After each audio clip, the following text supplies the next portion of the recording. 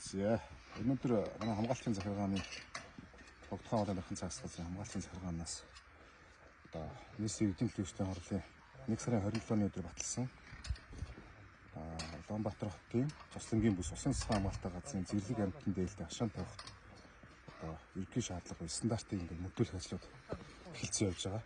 Тэгээ яг энэ ажлын хүрээнд ингээд бид нар нийт 35 байршилд 12,000 одоо метр квадрат хашаа болоод хашааны эхний ээжинд буулгах хашааны судалгаа гаргасан байгаа.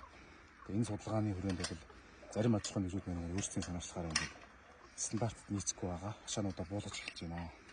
Тэгээ энэхүү ажил болоод одоо ингээд цаашлаа богдууланд бол ялангуяа энэ Улаанбаатар хотод хамгийн ойрхон суурьшлийн бүс үүссэн дээрээс нь одоо зэрлэг амьтын их амьдардаг яг энэ бүст бол ажлууд ингээд эхлээ явж байна.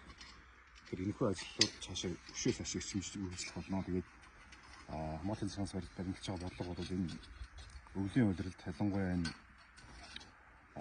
эдэж тийж хомсдох, за тэгээд усан доорох гэдэг зэрлэг амьтад их уулнаас буудаг яг энэ үеүүдээр амьтанд хамгийн их одоо эрсдэл учирдаг одоо энэ стандартын бус ийм одоо сэргэл хашаануудыг ингээд буулгах ажлыг үе шаттайгаар эхлүүлж байгаа.